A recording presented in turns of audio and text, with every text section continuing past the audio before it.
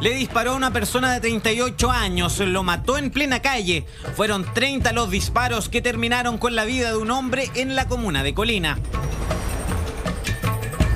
Luego de 30, 40 minutos de reanimación, lamentablemente esta persona falleció. Lo más sorprendente, el autor, un menor de 14 años, fue su madre quien lo entregó a Carabineros. El menor tiene 14 años de edad, se logró dar con la identificación del autor de los disparos y posterior detención de este, siendo trasladado hasta la unidad. De este curioso hecho informábamos hace 2 semanas. Era la versión oficial que se manejaba, pero ahora el mismo caso ha tenido un vuelco de 180 grados y que involucra nada más y nada menos que nuevamente a Carabineros. Respecto a Carabineros, en algunos casos van a ser formalizados en forma conjunta con los civiles por los delitos de robo con lugar no habitado principalmente, y adicionalmente a estos delitos contra la propiedad van a ser formalizados por delitos de corrupción, principalmente los delitos de soborno y cohecho e incumplimiento de deberes militares. Luego de la detención de los 6 efectivos policiales de la 6ª Comisaría de Recoleta, acusados de prestar colaboración a 2 bandas delictuales, se supo un importante antecedente. Respecto del menor de edad, dice relación con el delito de homicidio ocurrido el domingo recién pasado. En ese momento, los imputados Chacana conversan con la madre de este menor, que son familiares, y generan un determinado plan para que este menor se hiciese cargo de este homicidio y, en definitiva, ellos quedaran eximidos de responsabilidad penal. El joven de 14 no era el autor de los disparos. Sin embargo, su madre lo entregó para proteger a su yerno, cuñado del menor y uno de los cabecillas de la banda Los Chacanas. Así como escuchó, a su madre no le importó el vínculo sanguíneo y, sin tener nada que ver, el menor fue detenido por el homicidio. En la escucha telefónica se habla que los hermanos mayores, los autores del delito, le decían al menor que cuando le preguntase policía por qué no tenía residuos de nitrato en sus manos, no obstante haber disparado, él tenía que decir que se había lavado las manos con limón, o le facilitaron un polerón de otro de los sujetos que materialmente participó y que tiene los rastros de pólvora que en definitiva confirmasen que esa era el autor del delito. Le facilitaron el abogado, etc. Encubrimiento y obstrucción a la justicia de la que los policías dados de baja tenían conocimiento. Sin embargo, usaron al menor para tapar los hechos reales debido a las bajas penas que enfrentaría el falso autor al ser menor de edad. Creemos que es un tema muy grave, directamente de imputar delitos falsos a ciudadanos civiles. En la formalización, los Chacana y los Ketchup, bandas que operaban en el sector occidente de Santiago con ayuda de Carabineros, enfrentaron la justicia por diversos delitos, entre ellos el asesinato de este hombre de 38 años.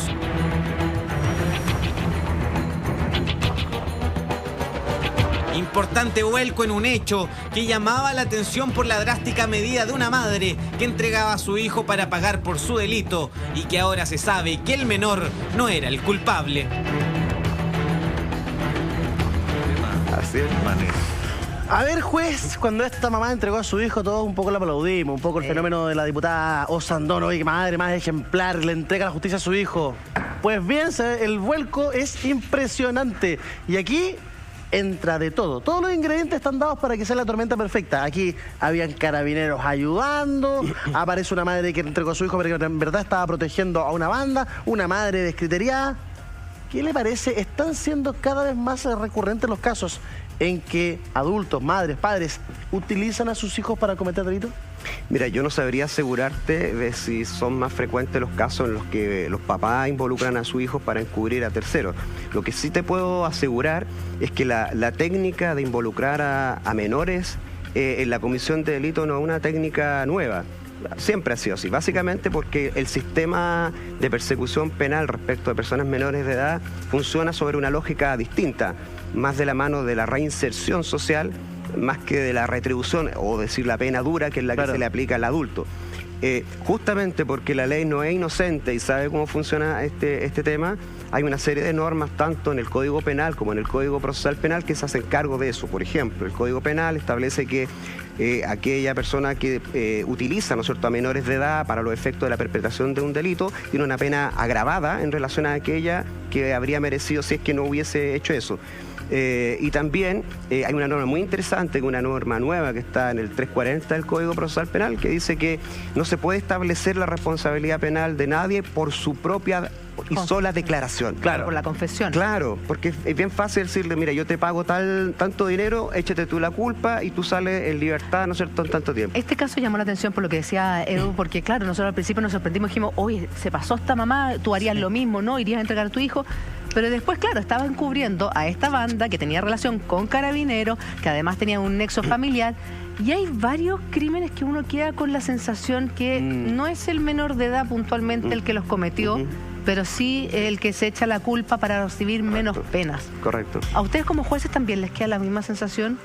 O sea, yo digo que la ley sabe de esto y las normas que te estoy señalando son normas bastante antiguas, digamos. Lo que te corrobora que dentro de lo que es el mundo delictual, una de las técnicas es el involucramiento de menores de edad, porque de alguna manera saben de que el sistema es un poco más benévolo respecto de ellos. ¿Eso para todo tipo de menor de edad o los inimputables, que son los menores de 12 años también? Porque me estoy acordando del caso de Valparaíso, de ese padre que tenía adiestrado o entrenado a su hijo para robar la plata de los cajeros automáticos. Sí. Entonces venía una señora de la tercera edad, metía la tarjeta en el cajero, sacaba su platita y como se mueve más lento, venía el niño de 4 años, 3, 4 años, pum, agarraba la plata, arrancaba y después 3 cuadras más allá en la plaza le pasaba la plata al papá. Ese papá ¿tiene esta agravante que de la cual usted nos habla? ¿Es suficiente la agravante? Claro, tiene el agravante y además es autor del delito. ¿Es autor? Sí, claro. Hay la utilización como objeto, te das cuenta, de un niño para la perpetración del delito. Es lo mismo que si yo tomara una pistola y te disparo. La pistola es el objeto de mi deseo de matarte. En este caso, el niño es el objeto que yo utilizo para perpetrar el delito. No se puede condenar a la pistola por haberme matado. Pero se condena a la persona que percuta. Exactamente. O sea, hay castigo a los padres en el fondo. Y en este caso de esta mujer que hace que su hijo se eche la culpa de 14 años, ¿también podría recibir un castigo? Sí, claro. De hecho, decía en la nota que ella había sido imputada por la comisión de delito. Entregó información falsa, ¿no es cierto? Habría que ver, digamos, si hubo declaraciones de por medio, pero sin duda que ella arriesga penas si es que efectivamente las cosas son como dice la nota, digamos. ¿Qué pasa con la responsabilidad penal juvenil, querido juez, desde su punto de vista? A ver, te cuento. En nuestro país, el estatuto de la edad de las personas que cometen un delito se puede diferenciar de la siguiente manera. Si una persona tiene 18 años en adelante, se le aplican las penas que establece el Código Penal y las leyes especiales para los adultos. ¿Sí? Si la persona tiene menos de 18 años, hasta 14 años de edad, ¿sí?, se aplica la ley de responsabilidad penal adolescente, que es un sistema que está construido sobre la base de la reinserción social y por tanto son penas distintas de aquellas penas que se le aplican a los adultos. Pero que ya sabemos que esa reinserción social existe poco o nada. Dependiendo de la gravedad del delito, eventualmente incluso podría haber privación de libertad. Pero la idea es evitar. En Sename. Sí, exacto. En centros de Sename donde se arrancan constantemente, donde no hay una reinserción. Por Gendarmería de Chile, sí. Y si la persona tiene menos de 14 años, que el caso que tú planteas, es inimputable penalmente, pero queda sujeto a las facultades jurisdiccionales de un tribunal de familia que eventualmente podría, el caso Cizarro, te das cuenta, un caso paradigmático de la delincuencia juvenil que fue resuelta a través de medidas proteccionales en familia, digamos. Pero magistrado, está más que comprobado que evidentemente como el sistema actual que tenemos falla. O sea, es deplorable, o sea, no está dando resultados, porque evidentemente ese joven que comete un delito entre los 14 y los 18 años en esa etapa de su vida, reincide y vuelve a caer y no recibe ningún tipo de reforma adentro de, ya sea del Sename o de los distintos planes. Entonces, para usted, que conoce el sistema, que conoce el caso, ¿cuál sería la mejor opción? Usted hablaba de la falta de oportunidades, de la falta de educación, pero ¿es eso lo que cambiaría un poco la realidad de nuestro país? Sí, yo estoy absolutamente convencido que si queremos hablar de soluciones de fondo, esa es la solución de fondo. Piensen, por ejemplo, que no recuerdo bien si en Suecia o Dinamarca, salió incluso en todos los medios hace 3 meses atrás, se empezaron a cerrar las cárceles. Sí. Porque no había personas para que la ingresaran allí. Entonces uno dice, qué fantásticos son esta gente, no cometen delitos. No, sí cometen delitos. Lo que pasa es que los mecanismos de intervención estatal son distintos. ¿Se dan cuenta? Por ejemplo, tú hablabas hace un rato de la puerta giratoria, que es un concepto que no es nacional, digamos, sino que uno lo puede escuchar en Argentina, en México, en distintos lugares. Entonces, ¿cuál es la percepción que tiene la gente? Que la policía hace su trabajo, ¿no es cierto? Detiene al delincuente, digamos, ¿sí? Lo pone a disposición del fiscal, el fiscal lo lleva ante el juez de garantía y el juez de garantía los deja libres. Y eso es puerta giratoria. Bueno, lo que pasa es que ahí hay varios temas. Por ejemplo, nuestro sistema, yo les hablaba de este 3,7%, 4%, y uno dice, bueno, ¿y qué pasa con el 90 y tantos %? Son causas que terminan ante los tribunales de garantía por procedimientos que pueden terminar incluso en la misma audiencia de control de la detención. O sea, tú puedes ser detenido hoy día, te llevan al tribunal, dependiendo del delito de que se trate, porque esto no está aplicado para todos los delitos, tú puedes aceptar responsabilidad en la misma audiencia y sales del tribunal condenado. Entonces la gente dice, pero ¿cómo? Esto no puede ser, el tipo lo detuvieron, estaban todos los elementos, la policía lo vio, está filmado y se fue para la casa. Sí, señora, se fue para la casa, pero se fue condenado, con extracto de filiación, con medidas de aseguramiento a través de Gendarmería de Chile. Yo creo que, ¿sabe qué, juez? Yo soy una de las que ha pensado en algún momento que, no sé, los jueces son humanos y así como todos nos podemos equivocar. Usted habla de la puerta giratoria y hace el relato perfecto de lo que percibe la ciudadanía.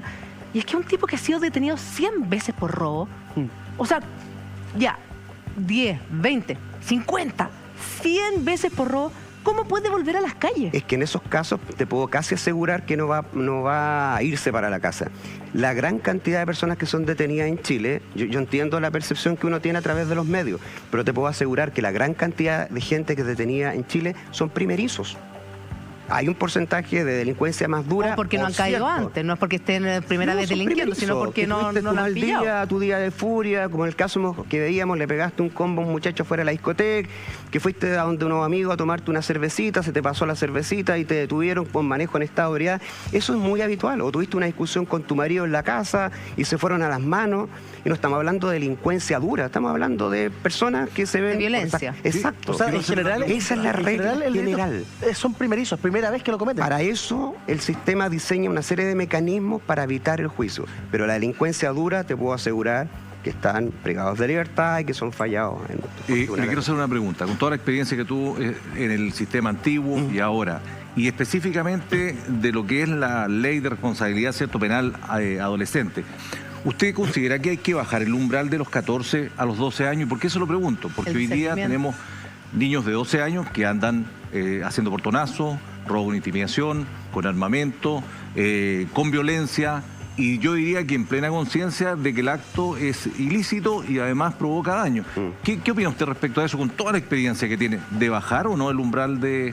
Mira, es una discusión compleja, que no solamente se plantea acá, en todos los países se ha discutido eso. En Inglaterra creo que hoy día son 10 años, digamos, 10 años la responsabilidad. Bueno, pero es que en Inglaterra también que han habido casos bien dramáticos, de digamos. asesinato, de niñitos chiquititos. Es un tema muy complejo de resolver. Yo creo que los jueces podemos ser uno de los operadores que podemos tener una opinión respecto de lo que es la práctica, pero me parece que es una decisión tan relevante que debe ser tomada como sociedad, ¿te das cuenta?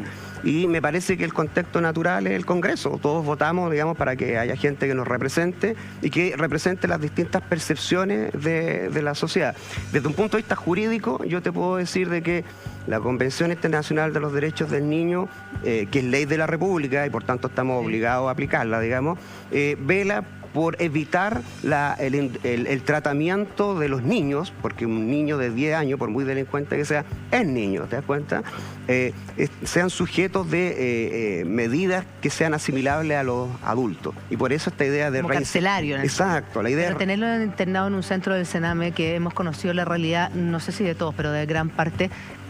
es casi lo mismo, o sea, por algo terminan arrancándose, no tienen ningún tipo de reinserción, hay drogadicción, hay abuso, hay una cantidad de cosas oscuras que finalmente ese cabro de 10 años que llega a un centro del Sename termina peor. La escuela es imposible que se pueda sanar. Bueno, esa es una deuda que tenemos todos, que la tiene el Estado, y bueno, y por eso que se han implementado y se están implementando una serie de proyectos, ¿no es cierto?, para meter mano en este tema y poder hacer un sistema que esté a la altura, digamos, de esta situación. ¿Y qué me dice, juez, de esta propuesta que habla de bajar la pena máxima, la condena máxima de 40 a 30 años?